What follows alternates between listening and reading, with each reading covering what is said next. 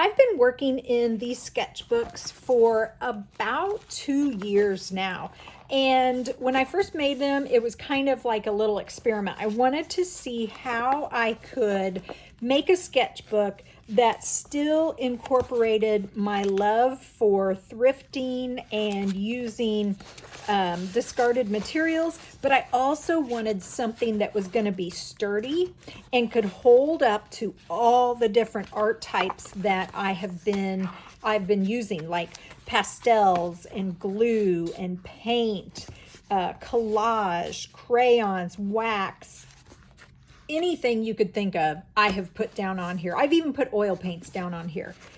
So my pages, as you can see, are very thick, and I am telling you, they have held up to so much. Like, there are so many layers on this. This page right here, this has, I'm not kidding you, at least 16 layers. It was a completely different spread before, and then I painted over it and painted over it and painted over it, and then I finally ended up with this collage. And this is some heavy stuff that I have here, and it's not like, the page is still intact. This is still a very sturdy and quality page. So this is the second sketchbook I had, and I'm almost done with this one. I think I've filled in most of the pages. That's the funny thing about sketchbooks. I can always go back. Just last week, I went back and took a sketchbook page, and see if I can find it. Oh, it was this one right here. Took this page that looked completely different, and I just went and added a whole bunch of new stuff on it. So I'm always going back into my sketchbooks and switching things around, adding new elements, creating new pictures and paintings and things like that. So this sketchbook starts off the same way. It has the same papers. I think maybe I added more papers in this one. I wanted to see pretty much how many pages I could add to a journal before it starts to like lose its integrity. So this one, I want to say I have 28 pages maybe. I'm not for sure, but it was pushing it. It's still held up really well. My spine is still holding. There's no pulls or anything, but it is a little bit heavier. And this one is very heavy too, just because of all the materials that I have added to the pages, all that art goodness. This is my third one. I just made this one. A little bit different style. I don't have the fold over flap anymore. Wallpaper again, and then I've got the tag board, and I've got my True Ray construction paper, mixed media paper. And this one is ready for me to jump into, and I can't wait. I'm so excited to get started with this. Okay, let's jump into these guys and let me show you what I have created. I created a collection of these sketchbooks, and I kind of took things that I learned from the ones that I've been using, and I put them into this first round of sketchbooks that I will have offered in Etsy. It's 12 inches this way, so each page is 12 inches, and then the actual construction paper itself is 18, so that means each of these pages is going to be at 12 by 9. So these guys will have a wallpaper cover. It will have fabric trim. By the way, this fish fabric is very near and dear to my heart. When I started teaching 28 years ago, I covered one of my bulletin boards with fabric. This was a new thing at the time for teachers to cover bulletin boards with fabric. And so I went out and I bought this fish fabric, and I've had it with me through all the schools that I've taught at, all the districts, all the places I've moved over the last 28 years. And I brought it home finally, and I thought, you know what, let's cut this up and let's put this in some journals. So inside it will be covered with fabric. I have a pocket on both end covers here, and then, or the insides of the covers, and then it'll have a piece of tag board. It'll have the white True Ray construction paper. And there are 20 pages in all, okay? Because I felt like that was a good amount that would give you a nice amount of papers to do your artwork on, but not too much that you start to, one, get overwhelmed because your sketchbook has so many blank pages, and two, so that it doesn't destroy the integrity of the journal and how it's bound. So let me show you the different covers that I have. Again, all of these are made with wallpaper, and they basically have the same setup. So it's just choosing what colors and what fabrics you may like. The way I made these wallpaper covers is kind of interesting. I started with cutting down all of these sheets of wallpaper, and then I sewed them together in one big, almost like a roll. Once I had that roll, almost like it was a bolt of fabric, except it was a bolt of wallpaper, I then used it just like I would fabric, and I started putting my journals together with that bolt of wallpaper.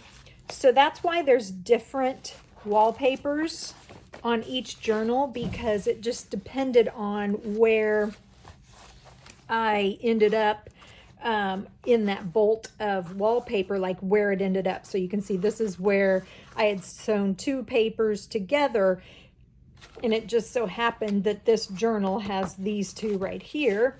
And then there will be another journal that has the rest of this page somewhere. Of course, the fabrics, oh, I forgot, I love this one. The fabric scraps are all from my thrifted stash. This, by the way, is a tablecloth. And then the trims and things that I have are just little scraps that I always have on my desk.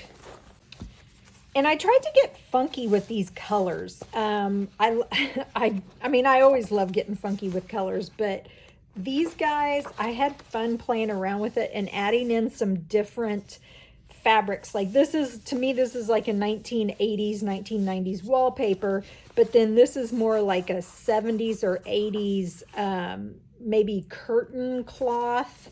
And then this is something that would probably be a cotton that was used in a quilt. And I just, oh, and then this right here, this is a scrap from an upholstery book. So I just kind of got crazy and mixed and matched and kind of put things together that maybe normally wouldn't go together. All right, so those are all of my large sketchbooks. Following those same lines of the sketchbook, I thought, okay, what if we made some smaller sketchbooks? And so these are my half sketchbooks, because it's going to be half of the size of the ones I just showed you. And the difference with these guys, other than the size, is that I used thrifted fabric and I hand painted the fabric with the wallpaper being on the inside. So in the full journal or the full sketchbooks, it was the fabric on the inside and the wallpaper on the outside. So I flip-flopped it. And so this was just a piece of fabric that was outdated and thrifted. And I just thought, hey, let's paint over it. Let's give it a new look. So wallpaper, and then here are your pages. And then here is your back cover. No pockets in these guys, just because I felt like that might be too much. So let's see what our page count is here. So 2 pieces of tag board at the beginning. So 12 times 2, there are 24 pages in the half sketchbook. So you're going to get 4 more pages in the half sketchbook. So here are the ones that I have available.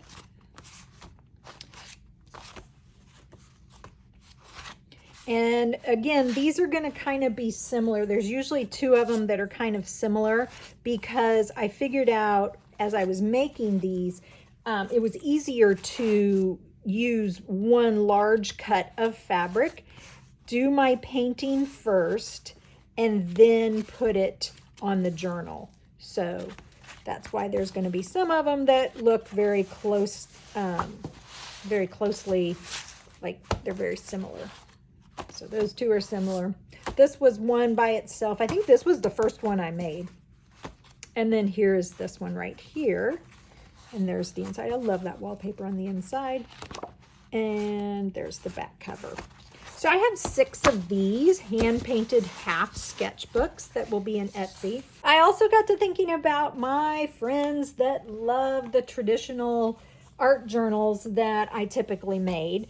So I put a few of those in my production this summer.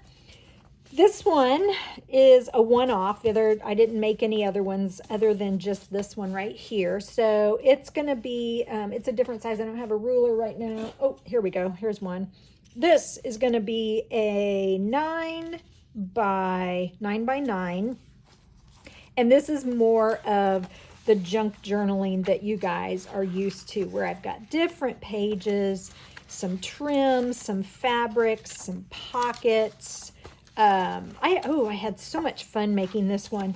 I made some pages where I just stitched a bunch of papers together and kind of created a little patchwork quilt out of papers. And if I remember correctly, this one, oh yeah. Okay, so check this one out. So there's a piece of ledger paper, and then it unfolds to be this full-size piece. And then you can just fold it back up. I thought that was kind of cool, and then I sewed it to a piece of paper so that it could then connect to this page right here.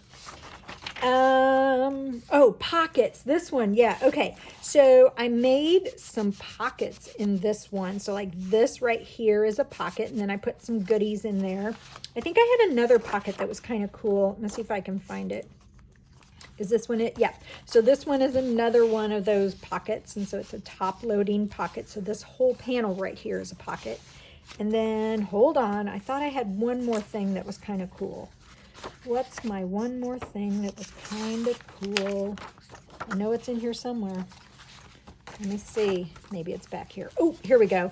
Okay. So this was off the packaging of some cookies that I bought. And I just thought it was so pretty that I put it in this journal.